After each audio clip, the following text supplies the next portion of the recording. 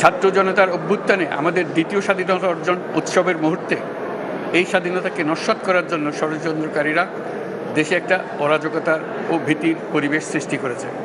প্রচণ্ড নিষ্ঠুর পতিত স্বৈরাচারী সরকার এসব প্রতিষ্ঠানকে দিয়ে ক্ষমতা কুক্ষিগত করে রেখেছিল। আমরা তার এই প্রচেষ্টা ব্যর্থ করে প্রতিষ্ঠানগুলোর হারানো গৌরব ফিরিয়ে আনব।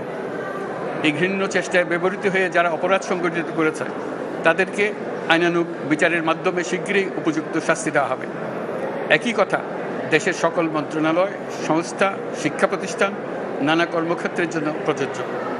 সর্বত্র অপরাধীর বিচার হবে।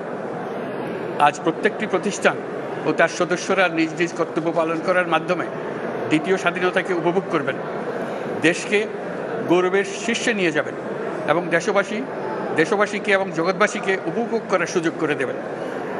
আমি জাতির পক্ষ থেকে প্রত্যেকে নির্ভয়ে আনন্দ চিত্তে নিজ নিজ কর্মস্থলে নিজ নিজ সামর্থ্য নিয়ে এগিয়ে আসতে অনুরোধ করছি। দেশের সকল মানুষকে আজ স্বাধীন, নির্ভয়, নিরুদ্বেগ থাকার জন্য নিশ্চয়তা দেওয়ার জন্য আমাদের ছাত্র শহীদরা প্রাণ দিয়েছেন। এই অভ্যুত্থানের মাধ্যমে সৃষ্ট সরকার দেশের প্রত্যেকের সরকার। এখানে থাকবে সকলের আকাঙ্ক্ষা পূরণের অধিকার।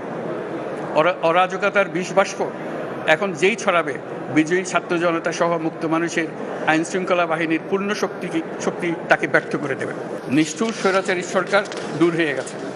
কাল সূর্য উদয়ের সঙ্গে সঙ্গে গণতন্ত্রের, সুবিচারের, মানবাধিকারের নির্ভয়ে মত প্রকাশের পূর্ণ স্বাধীনতার জন্য সকলের স্বাচ্ছন্দ্যে জীবন ধারণের সুযোগ প্রদানের সচেষ্ট সরকারের ঘনিষ্ঠ সান্নিধ্য ও সহমর্মী পরশ দলমত নির্বিশেষে সবাই উপভোগ করবেন।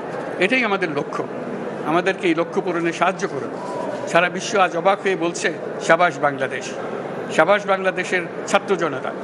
আমরা এই অর্জনটাকে আর অনেক দূর নিয়ে যেতে চাই। আমাদের ছাত্র জনতার জন্য কিছুই অসম্ভব নয়। আমাদের তরুণরা অসম্ভবকে সম্ভব করতে পারে, তারা সেজন্য প্রতিজ্ঞাবদ্ধ। যদি আমরা ঐক্যবদ্ধ থাকি, ধ্বংসাত্মক কর্মকাণ্ড থেকে দূরে থাকি, সবার জন্য মুক্ত পরিবেশ সৃষ্টি করতে পারি, আমাদের বিজয় অবশ্যই হবে। আল্লাহ, মহান আল্লাহ আমাদের সহায় হন।